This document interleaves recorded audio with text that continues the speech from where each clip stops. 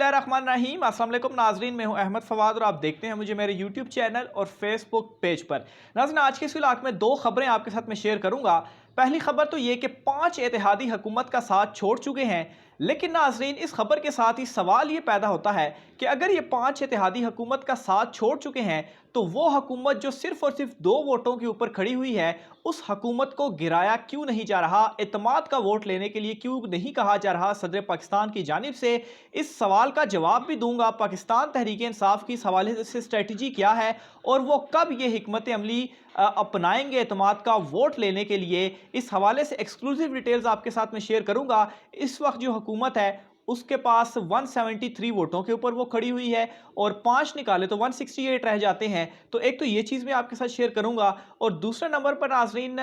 मैंने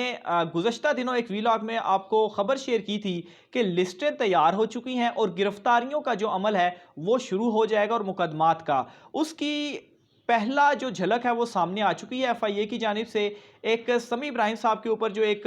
मुकदमा कायम हुआ है, उनको जो तलब किया गया है, उस हवाले से डिटेल्स आपको बताऊंगा। और समी इब्राहिम जो कि सीनियर सहाफ़ी तजियाकार है, उनके अलावा भी एक मामला सामने आया है, उसकी डिटेल्स भी आज के इस इलाके में मैं आपके सामने रखूंगा और बड़ी हैरान कुन वो डिटेल्स हैं। सबसे पहले नाज़रीन आगाज़ में समी इब्राहिम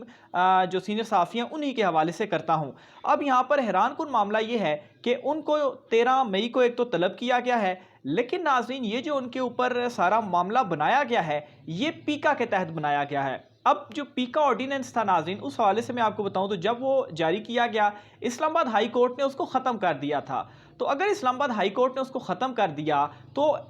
ऐसी चीज़ या ऐसा लॉ जो एग्जिस्ट ही नहीं कर रहा, तो उसकी बेस के ऊपर कैसे किसी को बुलाया जो है वो, या उसके ऊपर कोई मामला कैसे क्रिएट किया जा सकता है। सबसे पहली चीज़ और हैरान कुन चीज़ तो ये है। दूसरी इसमें हैरान कुन चीज़ ये थी जो कि खबर भी सामने आई कि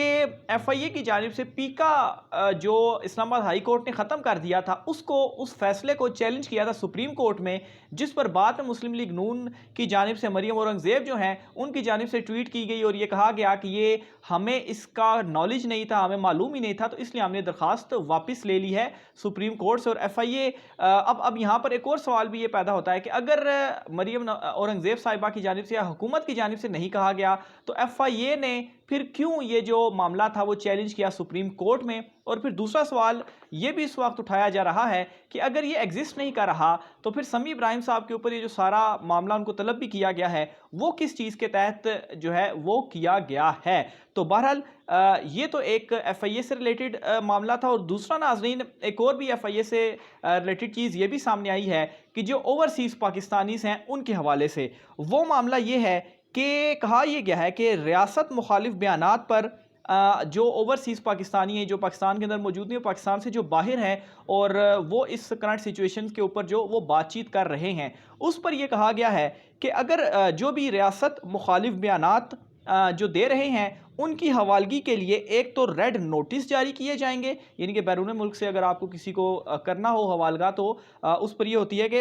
रेड नोटिस जो है वो जारी किए जाते हैं। और साथ में ये भी कहा जा रहा है कि फिर उनके जो नाम है वो भी ECL में डाल दिए जाएंगे। अब यहाँ पर भी दो बड़े अहम सवालात उठ रहे हैं। एक तो ये कि आप कहते हैं कि ठीक है रियासत मुखालिफ बयानिया जो अपनाएगा उनके खिलाफ जो ये सारे मामलात हैं हम वो करेंगे। अब एक तो चीज़ ये कि नवाज़ शरीफ साहब ने क्या रियासत मुखालिफ बयानिया नहीं अपनाया हुआ था, वो जो जनरल बाजवा साहब और जनरल फैज़ हमीद साहब के हवाले से लंदन में बैठकर तकरीरें करते थे और उनका जो नाम है वो लिया करते थे, तो क्या उनकी हवालगी के लिए भी कुछ इस तरह के रेड नोटिस जारी हुए थे? अच्छा, और दूसरे नंबर पर मरियम नवाज़ जो हैं उनका माजी तो छोड़ें, अभी जो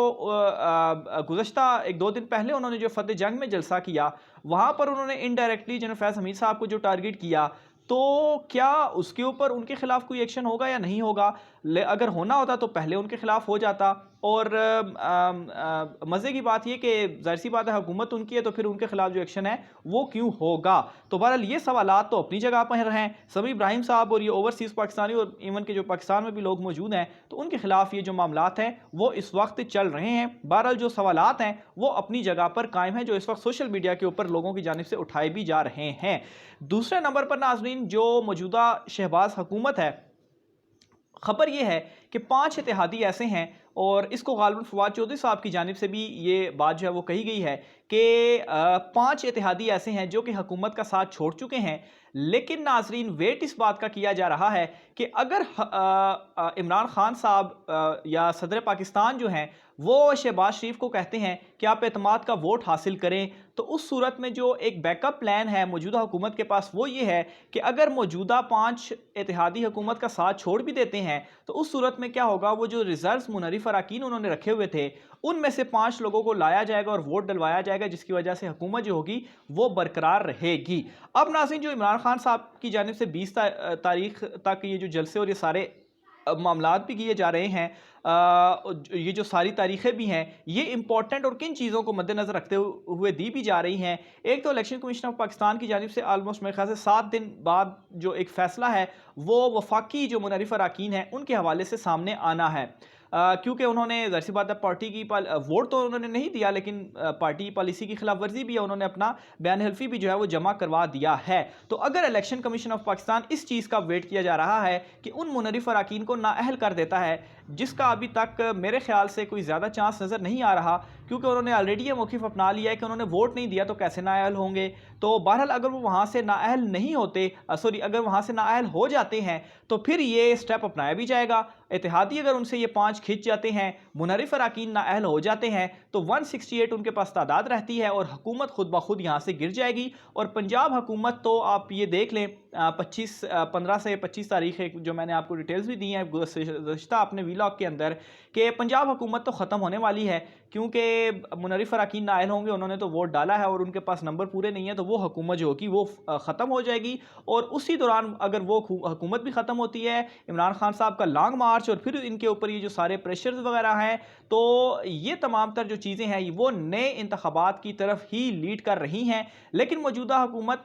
ख़ुद को बचाने के लिए इस वक्त क्या कर रही है कि एक तो नसरीन जलील साहिबा जो हैं उनके हवाले से उन गवर्नर सिंध नामजद करने के लिए उनका जो नाम है वो सदर मुमलिकत को भेज दिया गया है। पहले भी MQM का यही मुतालबा था कि इनको गवर्नर बनाया जाए, गवर्नर सिंध, लेकिन ये मुतालबा नहीं माना गया, क्योंकि उस वक्त ये डिटेल सामने आई कि कुछ अहम हलकों की जानिब से ये कहा गया है कि नसरीन जलील साहिबा जो है इनको ना बनाया जाए। क्यों? क्योंकि ये जो है वो 2015 में इनके हवाले से कुछ तफसीलात सामने आई थी कि रियासती इदारों के ख़िलाफ़ मुदाखलत पर भारतीय हाई कमिश्नर को इन्होंने जो ख़त था वो एक लिखा था। तो अब नाज़रीन यहाँ पर भी एक इनका ये मामला है, तो इस वजह से इनका जो नाम था उस वक्त रुक गया और इनको गवर्नर नहीं बनाया गया। लेकिन इस वक्त मौजूदा हुकूमत की ये आप मजबूरी देखें, जो कि सिर्फ एक वोट के ऊपर ही खड़ी हुई है, कि वो रियासत मुखालिफ ये जो चीज़ें थी इस पर भी नसरीन जलील साहिबा को गवर्नर पंजाब बनाने के ऊपर राज़ी होगी और इनका जो नाम है वो सदर मुमलिकत को भेज भी दिया गया है। तो ये नाज़रीन इस वक्त जो तमाम तर चीज़ें हैं वो चल रही हैं। बहरहाल हुकूमत जो है वो मैं इस वक्त आपको एक वाज़ेह चीज़ बताता चलूँ कि इसहाक डार जो है उनकी जानिब से भी एक बयान सामने आया है, जिसमें उन्होंने ये कहा है कि 1.5 साल हम मुद्दत पूरा नहीं करने चाहते और अक्टूबर से पहले का उन्होंने कहा है कि इंतखाबात का अनाउंसमेंट हो जानी चाहिए। यहाँ पर मेरी इस एक और ख़बर की तस्दीक है कि मरीम नवाज़ और शहबाज शरीफ के दरमियान जो दोनों के इख्तलाफात हैं कि शहबाज शरीफ ये चाहते हैं कि इंतखाबात थोड़े आगे जाएँ, लेकिन नवाज़ शरीफ, मरीम नवाज़ ग्रुप जो है, इवन कि मौलाना फजल रहमान, वो ये चाहते हैं कि फ़ौरी इंतखाबात होने चाहिए। और इस हवाले से उन्होंने कह भी दिया है कि अक्टूबर में जो इंतखाबात हैं वो हो जाने चाहिए। और यहाँ पर नाज़रीन अगेन जो नवंबर की तैनाती है उसके गिर्द तमाम तर जो चीज़ें हैं वो घूमती हुई दिखाई दे रही हैं। राय का सार कमेंट बॉक्स में लाजमी कीजिएगा। आज की व्लॉग से इतना ही, मुझे इजाज़त दीजिए, अल्लाह हाफ़िज़।